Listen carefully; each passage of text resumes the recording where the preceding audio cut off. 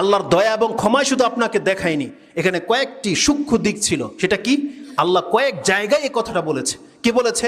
যেই ব্যক্তি খারাপ কাজ করবে, মাইয়া আমাল সুআন আও ইয়াজলিম নাফসা, তারপরে কি করণীয়? সুম্মা ইস্তাগফিরিল্লাহ, তারপরে যদি সে আল্লাহর কাছে ক্ষমা চায়। তার মানে আপনাকে আল্লাহর কাছে ক্ষমা চাইতে হবে। যদি আপনি ক্ষমা চান তার জন্য এই ব্যবস্থা, কিন্তু কোনো ব্যক্তি যদি আল্লাহর কাছে তওবা করে ফিরে না আসে, ক্ষমা না চায়, তার জন্য কিন্তু এই অপশন আল্লাহ রাখেনি।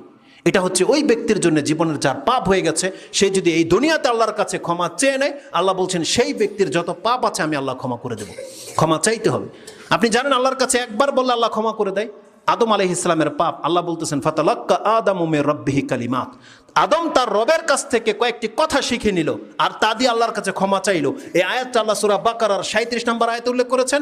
দোয়াটা যেটা ছিল সেটা আপনি সূরা আরাফ 7 নম্বর সূরার 23 নম্বর আয়াতে পেয়ে যাবেন। তারা বলেছিল রাব্বানা যালামনা আনফুসানা ওয়া ইল্লাম তাগফির লানা ওয়া তারহামনা লানাকুনান্না মিনাল খাসিরিন। এটা ছিল দোয়া। যেমনি আদম বলেছে ফাতালাক্কা আদামু মির রাব্বিহি কালিমাতিন ফাতাবা আলাই, আল্লাহ বলছেন যেমনি এটা বলেছে ফাতাবা আলাই, আল্লাহ তার তওবাকে কবুল করে নিয়েছিল। কোনো মাধ্যম চেয়েছে আল্লাহ, কোনো ডোনার চেয়েছে আল্লাহ, বলেছে কোনো আমার রাস্তায় তুমি খাসি মুরগি জব করো, আল্লাহ বলেছে যে এটা মান্নত করো, তারপর তোমাকে ক্ষমা করা হবে, কিচ্ছু করা হয়নি।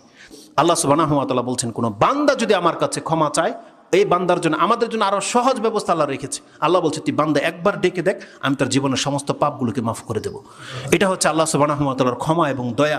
অতএব আল্লাহর কাছে আমাদেরকে ক্ষমা চাইতে হবে, আল্লাহর কাছে আমাদেরকে তওবা করে ফিরে আসতে হবে। আল্লাহ সুবহানাহু ওয়া তাআলার কাছে আমরা দোয়া করি, আল্লাহ তুমি আমাদেরকে তওবা করার তৌফিক দান করে দাও।